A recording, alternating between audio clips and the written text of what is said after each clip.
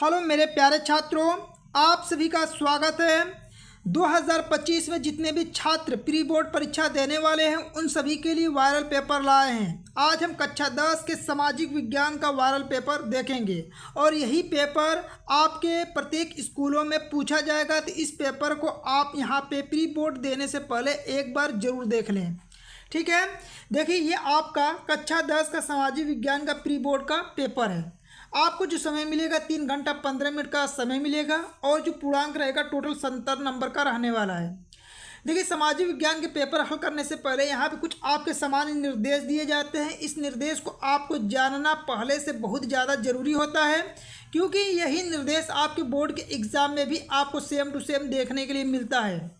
देखिए, यहाँ पे क्या है, देखिए यहाँ पे प्रारंभ में जो 15 मिनट रहेगा परीक्षार्थी को प्रश्न पत्र पढ़ने के लिए दिया जाएगा कि आप 15 मिनट तक इस प्रश्न पत्र को पढ़ सकते हैं, ठीक है। कहा है कि यह प्रश्न पत्र 2 खंडों में क और ख में विभाजित होगा। खंड क में 20 अंक का बहुविकल्पी प्रश्न रहेगा, जिसका उत्तर आपको OMR शीट पे देना रहता है। 50 अंक का जो रहता है वर्णनात्मक प्रश्न रहता है, जिसमें लघु उत्तरी, दीर्घ उत्तरी और मानचित्र से संबंधित प्रश्न रहते हैं। देखिए, जो मानचित्र से संबंधित प्रश्न है आपको मानचित्र पे पूरा भर के आपको डिटेल में बताएंगे कि आपको मानचित्र पे कैसे प्रश्नों को हल करना है, ठीक है। तो आप इस वीडियो को 1 सेकंड के लिए भी स्किप मत कीजिएगा। संपूर्ण पेपर आपको हल कराएंगे, साथ में मानचित्र वाले सवाल भी आपको साथ में बता देंगे। अगला निर्देश है कि प्रत्येक प्रश्न के लिए निर्धारित अंक उसके सम्मुख अंकित है। तो ये कुछ सामान्य निर्देश थे। अब चलिए यहाँ से आपको प्रश्न हल कराते हैं। पहले आपको बहुविकल्पी प्रश्न कराएंगे, फिर उसके बाद लघु उत्तरी, दीर्घ उत्तरी प्रश्नों को बताया जाएगा। फिर आपको मानचित्र से संबंधित जो प्रश्न पूछे जाएंगे, मानचित्र वाले जो प्रश्न है आपको मानचित्र पे एकदम डिटेल से और सिंपल तरीका से सरल भाषा में भी सिखाएंगे, ठीक है। ये आपके सामने प्री बोर्ड का जो प्रश्न आने वाला है खंड अ प्रश्न है, जिसमें बहुविकल्पी प्रश्न पहले देखा जाएगा। देखिए, पहला प्रश्न आपका है कि ऑटो वन बिस्मार्क का संबंध किस देश से था। ये प्रश्न आपके बोर्ड के एग्जाम के साथ में प्री बोर्ड में कई बार पूछा जा चुके हैं। तो इस प्रश्न को एकदम आप दिमाग में छाप लीजिए कि ऑटो वन बिस्मार्क का संबंध किस देश से था। ऑप्शन है इटली से, जर्मनी से, फ्रांस से, ब्रिटेन से। तो इस प्रश्न का सही जवाब ख वाला ऑप्शन सही होगा कि ऑटो वन जो बिस्मार्क था इसका संबंध जर्मनी देश से था। देखिए, आप वीडियो के लास्ट में ये बताइए जो 20 बहुविकल्पी प्रश्न आपको कराया गया है, इस 20 बहुविकल्पी प्रश्नों से आपके कितने प्रश्न सही हुए आप कमेंट बॉक्स में जरूर लिख सकते हैं, ठीक है। अगला प्रश्न देखिए, दूसरा नंबर का, महात्मा गांधी दक्षिण अफ्रीका से वापस कब लौटे। ऑप्शन है कि 1914 ईस्वी में लौटे, 1915 ईस्वी में, 1918 ईस्वी में या 1919 ईस्वी में। देखिए, पहले महात्मा गांधी जी अपनी जो पढ़ाई किए थे दक्षिण अफ्रीका, ब्रिटेन और दक्षिण अफ्रीका में किए थे। तो देखिए, दक्षिणी अफ्रीका में से वो वापस भारत में कब लौटे थे, तो 1915 ईस्वी में लौटे थे। तो इसका सही जवाब ख वाला ऑप्शन सही हो जाएगा, ठीक है। अगला देखिए, वर्तमान में भारत में कितने राज्य हैं, ठीक है। आपको बताना है कि वर्तमान जो समय चल रहा है इसमें भारत में कितने राज्य हैं, 27 है, 28 है, 29 है या 18 है। तो वर्तमान समय में भारत में टोटल 28 राज्य है और साथ में आप याद रखिएगा केंद्र शासित प्रदेशों की संख्या कितना है, तो 8 हो गया है। कितना है वर्तमान समय में केंद्र शासित प्रदेशों की संख्या 8 है। इस चीज़ को भी ध्यान दीजिएगा। यहाँ पे अगला प्रश्न को ध्यान दीजिए, ठीक है। सभी प्रश्नों को एकदम याद कर लीजिए। फ्रांस में गणतंत्र की घोषणा किस वर्ष हुई थी, ठीक है। 1815 ईस्वी, 1830, 1848 या 1843 ईस्वी में। तो फ्रांस में जो गणतंत्र की घोषणा जो हुआ था किस वर्ष में हुआ था, तो ये आपका जो हुआ था 1885 ईस्वी में हुआ था, ठीक है। यहाँ पे देखिए, सॉरी दोस्तों, देखिए 1848 ईस्वी में हुआ था। कब हुआ था, 1848 ईस्वी में ना। तो फ्रांस में गणतंत्र की घोषणा कब हुआ था, तो 1848 ईस्वी में हुआ था। तो इस प्रश्न का सही जवाब ग वाला ऑप्शन सही हो जाएगा। अगला प्रश्न देखिए, यूरोपीय देशों ने मानचित्र पर लकीरें खींचकर किस महाद्वीप का आपस में बंटवारा कर दिया था। तो एशिया का किया था, अफ्रीका का या अमेरिका का या ऑस्ट्रेलिया का किया था, ठीक है। तो देखिए, यूरोपीय जो देश था अफ्रीका देश को मानचित्र पर महाद्वीपों से अलग कर दिया था। तो इसका सही जवाब ख वाला ऑप्शन सही हो जाएगा। यूरोपीय देशों ने मानचित्र पर लकीरें खींचकर किस महाद्वीप को आपस में बंटवारा किया था, तो अफ्रीका देश को बंटवारा किया था, ठीक है। अगला देखिए, 6वां नंबर का जो सवाल है कि भारतीय राष्ट्रीय कांग्रेस की स्थापना कब हुआ था। ये प्रश्न आपके बोर्ड के एग्जाम के साथ साथ प्री बोर्ड में बहुत बार पूछा गया प्रश्न है, ठीक है। तो इस प्रश्न को भी साथ में याद रखिएगा कि भारतीय राष्ट्रीय कांग्रेस की स्थापना कब हुआ था। तो 1882 में या 1884, 1885 या 1886। तो यहाँ पे याद रखिएगा जो भारतीय राष्ट्रीय कांग्रेस की स्थापना 1885 ईस्वी में हुआ था। तो इस प्रश्न का सही जवाब ग वाला ऑप्शन सही हो जाएगा। याद रखिएगा किसने किया था, तो ए ओ ह्यूम ने किया था, ए ओ ह्यूम ने, ठीक है। ए ओ ह्यूम ने क्या किया था, भारतीय राष्ट्रीय कांग्रेस की स्थापना 1885 ईस्वी में किया था, ठीक है। इस चीज़ को याद रखिएगा। अगला देखिए, निम्नलिखित में से किस राज्य में काली मिट्टी पाई जाती है। तो आपको बताना है कि काली मिट्टी कहाँ पे पाई जाती है। ऑप्शन है झारखंड दिया है, गुजरात दिया है, राजस्थान दिया है या बिहार दिया है। तो देखिए आप यहाँ पे दो प्रश्न आपको बताते हैं। काली मिट्टी के बारे में जब भी पूछेगा तो सबसे ज़्यादा कहाँ पे पाया जाता है, महाराष्ट्र में, महाराष्ट्र में। और दूसरे नंबर पे कहाँ पे पाया जाता है, गुजरात में। अब देखिए ऑप्शन में तो महाराष्ट्र है नहीं, तो आप क्या लगाएंगे, गुजरात लगाइएगा। तो इस प्रश्न का सही जवाब ख वाला ऑप्शन आपका क्या हो जाएगा, करेक्ट हो जाएगा, ठीक है। अगला प्रश्न देखिए, इनमें से कौन सी रबी की फसल है। देखिए रबी की फसल का मतलब होता है जो सर्दी के महीना में, जैसे आपका ये कौन सा है, सर्दी का महीना चल रहा है ना, इस समय में आपका कौन सा फसल बोया जाता है, वही रबी की फसल के अंतर्गत आता है। देखिए ऑप्शन है चावल बोया जाता है, मोटे अनाज, चना या कपास बोया जाता है। तो देखिए इस समय में आपको पता है कि गेहूँ बोया जाएगा, ठीक है। सर्दी के महीने में क्या बोया, गेहूँ, चना, ठीक है, मटर, फिर साथ में क्या बोया, सरसों, ठीक है। देख लीजिए आप अगल बगल देख सकते हैं इसमें सर्दी के मौसम में क्या क्या बोया गया है। देखिए इसमें गेहूं नहीं दिया है, तो इसमें चना है, तो इसका सही जवाब क्या हो जाएगा, ग वाला ऑप्शन सही हो जाएगा, चना। इसके साथ में आप याद रखिए खरीफ की फसल। तो खरीफ की फसल के अंतर्गत आता है चावल। चावल क्या होता है, खरीफ की फसल के अंतर्गत आता है। तो ये प्रश्नों को जरूर आप याद रखिएगा, 100% बोर्ड के एग्जाम में ये प्रश्न पूछा जाएगा आपसे, ठीक है। देखिए अगला है कि वैश्वीकरण को संभव बनाने वाले कारक कौन सा है, प्रौद्योगिकी, परिवहन, सूचना प्रौद्योगिकी या ये सभी। देखिए वैश्वीकरण को संभव बनाने वाले जो कारक होते हैं, प्रौद्योगिकी भी माना जाता है, परिवहन भी उसके अंतर्गत आता है, सूचना प्रौद्योगिकी सब आते हैं। तो इसका सही जवाब घ वाला ऑप्शन सही हो जाएगा। अगला देखिए, निम्नलिखित में से कौन सा गैर परंपरागत ऊर्जा का स्रोत, आपसे बोर्ड के एग्जाम में बार बार पूछता है, गैर परंपरागत, ठीक है, एक परंपरागत। देखिए परंपरागत का मतलब होता है कि जो परंपरा से आपकी ऊर्जा के स्रोत चले आए, जैसे कोयला हुआ, परंपरा से प्राचीन समय से ही चला आ रहा है, पेट्रोल प्राचीन समय से ही आ रहा है। तो ये हो जाता है आपका परंपरागत ऊर्जा का स्रोत। लेकिन गैर परंपरागत का मतलब होता है कि जो वर्तमान समय में सबसे ज़्यादा ऊर्जा का नया नया स्रोत बन रहा है, वो गैर परंपरागत स्रोत के अंतर्गत आ जाता है। चलिए अब ऑप्शन को देखिए, कोयला ये आपके प्राचीन समय से ही प्रयोग हो रहा है, पेट्रोलियम प्राचीन समय से, और प्राकृतिक गैस प्राचीन समय से, यानी कि ये सभी एक बार समाप्त हो जाएगा, दोबारा इसको आप नहीं बना सकते हैं।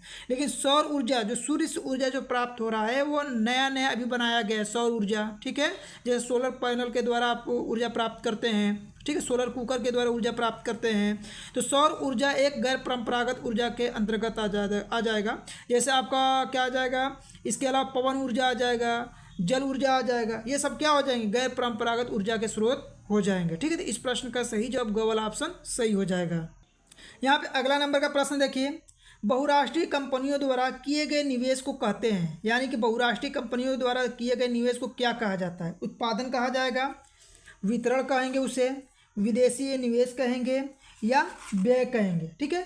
देखिए बहुराष्ट्रीय कंपनियों के द्वारा जो निवेश किया जाता है ना, तो उसे क्या कहा जाता है, विदेशी निवेश कहा जाता है। तो इस प्रश्न का सही जवाब ग वाला ऑप्शन सही हो जाएगा कि विदेशी निवेश होगा, ठीक है।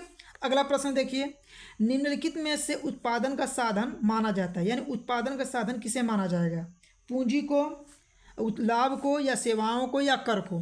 तो उत्पादन का जो साधन होता है, पूंजी को जो माना जाता है, उत्पादन का साधन माना जाता है। इस प्रश्न का सही जवाब क वाला ऑप्शन सही हो जाएगा। अगला प्रश्न देखिए, भारत में मताधिकार की आयु क्या है, यानी कि मत देने का अधिकार कब कितना आयु माना जाता है। तो आप सभी को तो ये पता है, तो इसको बताने की जरूरत नहीं है, ये 18 वर्ष माना जाता है। तो भारत में मत देने का अधिकार 18 वर्ष की आयु में प्राप्त हो जाता है, ठीक है। तो 18 वर्ष का जो व्यक्ति हो जाएगा वो अपना मत दे सकता है, ठीक है। अगला देखिए, धर्म ही सामाजिक समुदाय का काम करता है, यह मान्यता किस पर आधारित है, धर्म पर, संप्रदाय पर, समुदाय पर या सांप्रदायिकता पर। ठीक है, तो देखिए धर्म ही सामाजिक समुदाय का काम करता है, ये जो माना जाता है ये सांप्रदायिकता को माना जाता है। इस प्रश्न का सही जवाब घ वाला ऑप्शन सही हो जाएगा कि धर्म ही सामाजिक समुदाय का काम करता है, यह मान्यता सांप्रदायिकता पर आधारित है। अगला देखिए, हेमेटाइट का संबंध किससे है, यानी हेमेटाइट एक प्रकार का आपका क्या है, अयस्क है। ये किसका अयस्क है ये बताना है, तांबा का, बॉक्साइट का, या इसके अलावा सोना का, या लौह अयस्क का है। ठीक है, तो देखिए यहाँ पे जो होता है हेमेटाइट जो होता है आपका लौह अयस्क का क्या होता है, एक अयस्क है। ठीक है, लौह अयस्क का क्या है, हेमेटाइट जो होता है लौह अयस्क का है। ठीक है, अब यहाँ देखिए एक याद रखिएगा बॉक्साइट, तो एल्युमिनियम का अयस्क कौन सा है, बॉक्साइट, ये जरूर याद रखिएगा। ये भी पेपर में बहुत ज़्यादा पूछता है कि एल्युमिनियम का बॉक्साइट किसका अयस्क है, तो एल्युमिनियम का है, तो आप जरूर याद रखिएगा। ठीक है, अगला प्रश्न देखिए, निम्न पड़ोसी देशों में से मानव विकास के लिहाज से किस देश की स्थिति भारत से बेहतर है। देखिए ये बहुत प्रश्न है, ये कई बार आपको बोर्ड के एग्जाम का पेपर आप देखे होंगे तो इसमें भी ये प्रश्न पूछा जा चुका है कि निम्न पड़ोसी देशों में से मानव विकास के लिहाज से किस देश की स्थिति भारत से बेहतर है, तो ये है आपका श्रीलंका का, तो इसका याद रखिएगा। ठीक है, अब यहाँ पे देखिए अगला प्रश्न आपका क्या है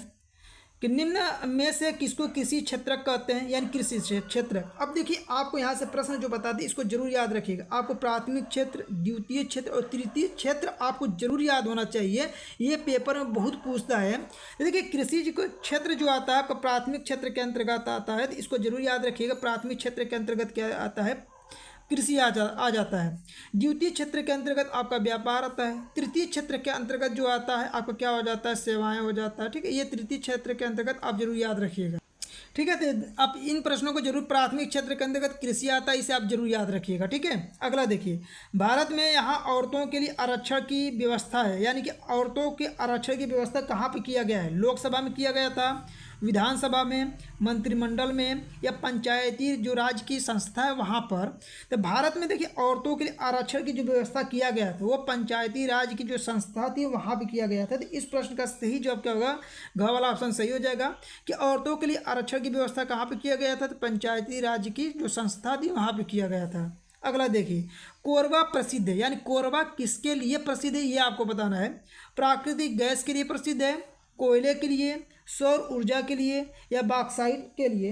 तो कोरबा किसके लिए प्रसिद्ध है, तो कोरबा जो है आपका कोयला के लिए प्रसिद्ध है। आप याद भी रख सकते हैं, को से कोयला याद रख सकते हैं। देखिए को से कोयला याद रख लीजिएगा, तो कोरबा किसके लिए प्रसिद्ध है, कोयला के लिए, और को से कोयला याद रख लीजिएगा। ठीक है, अगला प्रश्न देखिए 20वां प्रश्न, कर सर्वप्रथम विश्व व्यापार संगठन यानी WTO किसके द्वारा शुरू हुआ ना, यानी विकसित देशों के द्वारा शुरू किया गया है ये, या विकासशील देश, या अल्प विकसित देश, या निर्धन देश। देखिए सर्वप्रथम विश्व व्यापार संगठन जो था विकासशील देशों के द्वारा चालू किया गया था। तो ये विकासशील के द्वारा क्या चालू किया गया है, सर्वप्रथम विश्व व्यापार संगठन चालू किया गया। ठीक है, तो ये प्रश्न आप जरूर याद रखिएगा। तो आप वीडियो के लास्ट में ये बताइए कि आप 20 बहुविकल्पी जो प्रश्न आपको कराया गया है तो आपके कितने प्रश्न आपके सही हुए हैं। ठीक है, कमेंट जरूर कीजिएगा। अब देखिए यहाँ से आपका खंड ख स्टार्ट होता है जिसमें 50 शब्दों के वर्णात्मक प्रश्न रहेंगे। आपको बता दें कि इसके बाद जो मानचित्र वाले जो सवाल रहेंगे आपको मानचित्र पे भर के बताएंगे। यहाँ पे आपको सिर्फ प्रश्न बता देते हैं कि आपके प्रश्न प्री बोर्ड में किस प्रकार से आने वाले हैं। इन प्रश्नों को आप देख के जरूर तैयार कर लीजिए। देखिए पहला प्रश्न आपका क्या है कि बाल्कन प्रदेशों में राष्ट्रवादी का तनाव क्यों पनपता है, ये 4 नंबर का है, या अथवा में रहेगा। रॉलेट एक्ट के खिलाफ चले आंदोलन का दमन किस प्रकार से किया गया था, तो पहला और दूसरा यानी दोनों में से किसी एक ही प्रश्न का आंसर देना रहेगा। ये टोटल 4 नंबर का रहेगा। ठीक है, तो सिर्फ यहाँ पे आपको प्रश्न बताएंगे, इसके बाद मानचित्र वाले जो सवाल रहेंगे आपको मानचित्र पे भर के बताएंगे। ठीक है, देखिए अगला प्रश्न, भारत में राजनीतिक क्षमता के विकेंद्रीकरण के पीछे क्या मूल सोच थी, ये 4 नंबर का प्रश्न है। अथवा में भारत में केंद्र और राज्यों के बीच सत्ता के बंटवारे की किन्हीं 2 विशेषताओं का उल्लेख कीजिए, ये 4 नंबर का। दोनों में से किसी एक प्रश्न को आप हल कर लीजिएगा। ठीक है, अब देखिए यहाँ पे अगला प्रश्न आपका क्या है कि भूदान ग्रामदान आंदोलन के विषय में विस्तृत जानकारी दीजिए, 4 नंबर का। अथवा में दिया है कि भारत में कृषि क्षेत्र की समस्या क्या थी। ठीक है, यह भी आप लिख सकते हैं, तो 4 नंबर का ये प्रश्न है। अगला है कि आर्थिक क्रियाओं के 3 प्रमुख कारकों का वर्णन कीजिए, 4 नंबर का प्रश्न है। अथवा में विश्व व्यापार संगठन से आप क्या समझते हैं, इसका क्या करना रहेगा, आपको व्याख्या करना है। ठीक है, 4 नंबर के प्रश्न रहता है। इतने प्रश्नों को आपको तैयार करना है। एक चीज़ बता दें कि सामाजिक विज्ञान का जब भी आप प्रश्न लिखिएगा तो ज़्यादा से ज़्यादा आप हेडिंग पर फोकस कीजिएगा। जितना आप हेडिंग लिखेंगे उतने आपको अच्छे नंबर मिलता है। ठीक है, दीर्घ उत्तरीय प्रश्नों को देखिए, ये 150 शब्दों में आंसर देना रहता है ना। ये भी ध्यान दीजिए कि कितने शब्दों में देना रहेगा, 150 शब्दों में देना रहता है। ये प्रत्येक प्रश्न 6 नंबर का रहता है। देखिए 5वां है कि भारत में राष्ट्रवाद के उदय के प्रमुख कारण क्या थे। ठीक है, महामंदी के कारणों की व्याख्या करना। ये टोटल कितने नंबर के रहेंगे, 6 नंबर के प्रश्न रहेंगे। तो दोनों में से किसी एक ही प्रश्न का आंसर देना रहता है। अगला देखिए, भारत में संघीय व्यवस्था की प्रमुख विशेषताओं का वर्णन कीजिए, 6 नंबर का। या अथवा में भारत में किस तरह की जातिगत असमानताएं आज भी व्याप्त है, यह भी आपका कितने नंबर का रहेगा, 6 नंबर का। अगला है कि कृषि उत्पादन में वृद्धि सुनिश्चित करने के लिए सरकार द्वारा किए गए उपाय सुझाइए, ये 6 नंबर का। या अथवा में ऊर्जा के गैर परंपरागत 4 स्रोतों का विस्तृत वर्णन कीजिए। तो गैर परंपरागत स्रोत आपको बताएं, जैसे क्या हो गया, पवन ऊर्जा हो गया, जल ऊर्जा हो गया, सूर्य ऊर्जा हो गया। तो ये गैर परंपरागत ऊर्जा के अंतर्गत आते हैं। इसके बारे में आपको लिखना रहेगा। अगला देखिए कि भारत में वैश्वीकरण के प्रभाव का विस्तार पूर्वक वर्णन कीजिए, 6 नंबर का। अथवा में उपभोक्ता की रक्षा के लिए सरकार द्वारा किए गए उपायों का वर्णन कीजिए, ये 6 नंबर का। तो देखिए ये दीर्घ उत्तरीय प्रश्न जो आपको बताएं, इन दीर्घ उत्तरीय प्रश्नों को आप तैयार कर लीजिएगा। अब यहाँ से प्रारंभ होते हैं मानचित्र के सवाल। तो देखिए आपको मानचित्र वाले सवाल इस प्रकार से मानचित्र पे भर के बताएंगे। आप इसको जरूर देखिए, आपके बोर्ड के एग्ज़ाम के लिए भी ये वीडियो बहुत ज़्यादा इंपॉर्टेंट साबित होगा। ठीक है, तो आप वीडियो की स्किप मत कीजिएगा। देखिए आपको यहाँ से मानचित्र वाले जितने भी सवाल हैं जो इम्पोर्टेंट हैं, जो आपके प्री बोर्ड के साथ साथ बोर्ड एग्ज़ाम में भी आएगा, उन सभी सवालों को कराएंगे। तो देखिए यहाँ पे क है, पहले निर्देश को ध्यान से पढ़ के ही उत्तर दीजिएगा। कह रहा है कि निम्नलिखित स्थानों को भारत के रेखा चित्र मानचित्र पर देखिए इस चिन्ह के द्वारा दिखाना है, यानी कि आपको एक वृत्त में बनाना है, उसमें आपको दिखाना है। ठीक है, देखिए आपको बना के बताते हैं। चिन्ह द्वारा नाम सही दर्शाइए। सही नाम और सही अंकन के लिए 1/2 + 1/2 मतलब अर्थात 1 अंक आपको निर्धारित, यानी 5 प्रश्न है तो 5 प्रश्न इसमें और 5 प्रश्न इस पे, यानी टोटल 10 नंबर का आपका मानचित्र के सवाल आते हैं। देखिए अ है कि वह स्थान जहां 1927 में भारतीय राष्ट्रीय कांग्रेस का अधिवेशन हुआ था। ठीक है, तो भारतीय राष्ट्रीय कांग्रेस का अधिवेशन 1927 में कहाँ पे हुआ था, तो ये हुआ था मद्रास में। चलिए यहाँ पे लिख देते उत्तर भी मद्रास। अब मद्रास कहाँ पे पड़ता है ये पता होना चाहिए। तो मद्रास पड़ता है आपका चेन्नई में।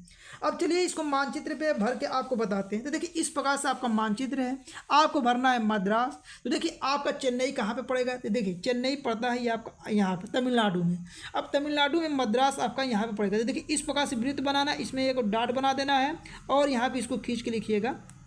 कौन सा प्रश्न का उत्तर है, देखिए प्रश्न का उत्तर सही से लिखिएगा। देखिए 9 का फर्स्ट है ना, यहाँ पे देखिए 9 लिखिएगा, 9 ओ मद्रास लिख दीजिएगा। इसी तरह मानचित्र को आप बोर्ड के एग्जाम में भरिएगा। ठीक है, अब देखिए अगला प्रश्न क्या है। वह स्थान जहां गांधी जी ने सत्याग्रह का बिहार में नेतृत्व किया था। ठीक है, तो वह स्थान जहां गांधी जी ने किसान सत्याग्रह का बिहार में कहाँ पे किया था, तो ये आपको पता है कि चंपारण में हुआ था। किसान सत्याग्रह कहाँ पे हुआ था, चंपारण, नील की खेती के लिए हुआ था ना, चंपारण। अब देखिए बिहार में इस मानचित्र को भरना है। तो देखिए आपका ये है आपका उत्तर प्रदेश, उत्तर प्रदेश के बगल में ये है बिहार। बिहार में भरना है तो देखिए इस प्रकार से ये गोला बना लीजिएगा। यहाँ पे एक डॉट दिखाई गई इसलिए कि इसी चिन्ह के द्वारा आपको मानचित्र पर दिखाना है, ये प्रश्न में कहा गया है। अब इसको खींच के ऐसे दिखा दीजिएगा। 9 का क्या है आपका अ और ब है ना। देखिए जो लिखा रहेगा प्रश्न वही लिखिएगा, ब है। अब यहाँ पे लिख दीजिएगा आपका चंपारण, चंपारण। ठीक है, अब देख लीजिए जो प्रश्न में लिखा रहता है वही लिखना रहता है। देखिए अ है, फिर उसके बाद ब वाला था तब ब लिखिएगा। अगला देखिए, वह स्थान जहाँ से डांडी मार्च शुरू हुआ था। तो डांडी मार्च कहाँ से शुरू हुआ था, तो आप सभी को पता है कि डांडी मार्च आपको जो शुरू हुआ था गुजरात से हुआ था। कहाँ से, गुजरात से। चलिए यहाँ लिख देते गुजरात। अब देखिए मानचित्र पे गुजरात को दिखाना तो कैसे दिखाएंगे। यह है आपका मानचित्र, यह है आपका राजस्थान, राजस्थान के बगल में यह पड़ता है गुजरात। गुजरात में यहाँ पे देखिए ये दिखा दीजिए इस प्रकार से, और यहाँ पे इसको तीर द्वारा दिखा दीजिएगा। 9 ये 9 नंबर का कौन सा अ ब हो गया तो स वाला है, और यहाँ पे लिख दीजिएगा गुजरात, यानी कि गुजरात।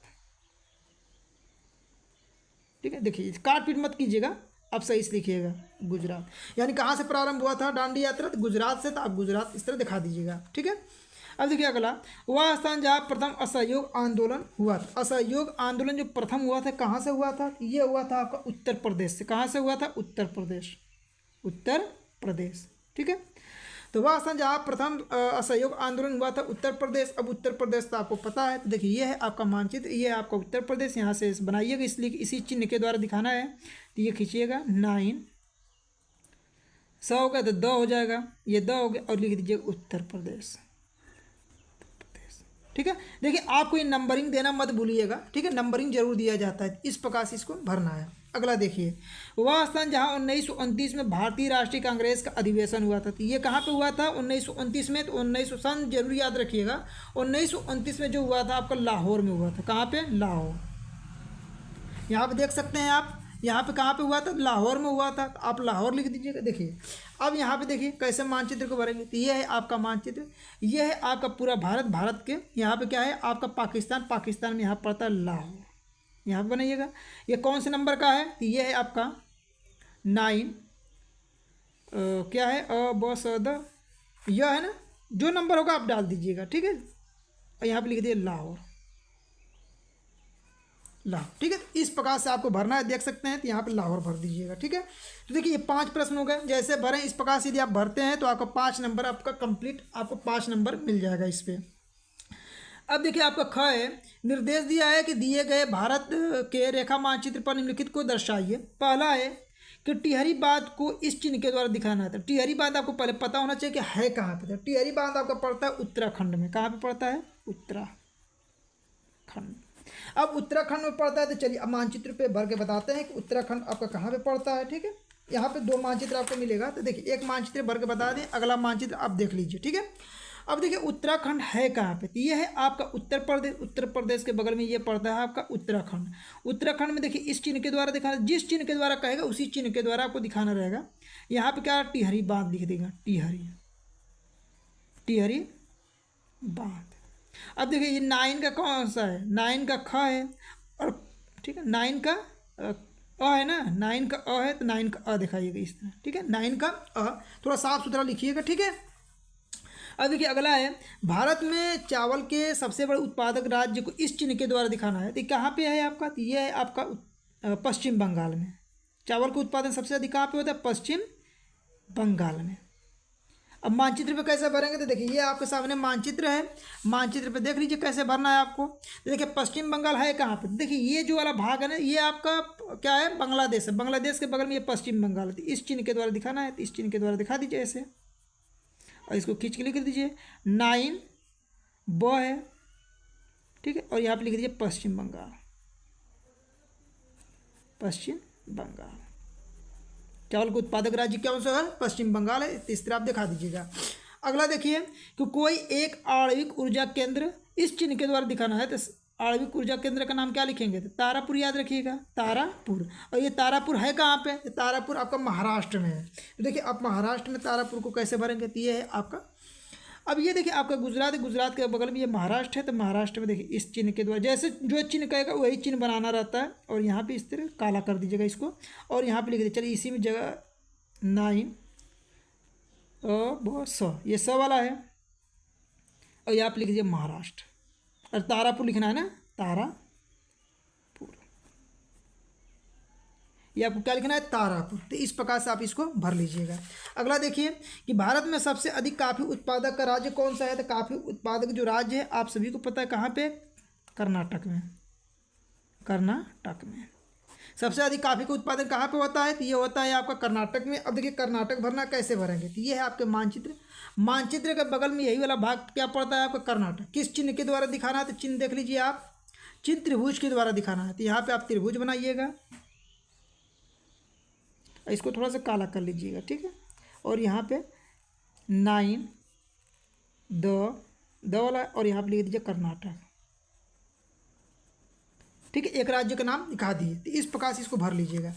अगला प्रश्न जो लास्ट प्रश्न है, यहाँ देखिए मुंबई बंदरगाह को इस चिन्ह के द्वारा दिखाना है। तो मुंबई बंदरगाह आपको कहाँ पे दिखा रहा था, मुंबई में ही है। तो देखिए मुंबई बंदरगाह किस प्रकार से देखेंगे, तो ये देखिए आपका मानचित्र है और मुंबई बंदरगाह देखिए यहाँ पे पड़ता है, ठीक है। तो किस चिन्ह के द्वारा दिखाना है, तो चिन्ह जरूर याद रखिएगा। तो देखिए वृत्त के द्वारा दिखाना है, ये है आपका, और यहाँ पे एक बड़ा सा वृत्त बना लीजिए इस तरह। और यहाँ पे बंदरगाह हमेशा समुद्र के किनारे रहता है, ये 9 का यह है, और यहाँ पे लिखिए मुंबई बंदरगाह, मुंबई बंदरगाह।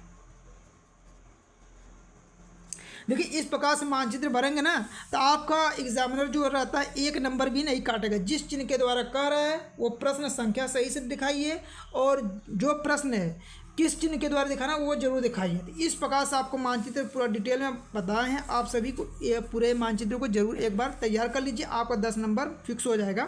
अब देखिए यहाँ पे बता देते हैं आप सभी को कि इसी प्रकार से प्रत्येक सब्जेक्ट का जितना भी वायरल पेपर है आप सभी को करा रहे हैं। सभी प्री बोर्ड का हो चाहे बोर्ड का एग्ज़ाम का हो, सभी वायरल पेपर करा रहे हैं। इन सभी पेपरों को आप जरूर तैयार कर लीजिए। तो वीडियो पसंद आए तो वीडियो को लाइक करें, चैनल पे नए तो चैनल को सब्सक्राइब करें, और अपने दोस्तों के पास अधिक से अधिक वीडियो को शेयर करें।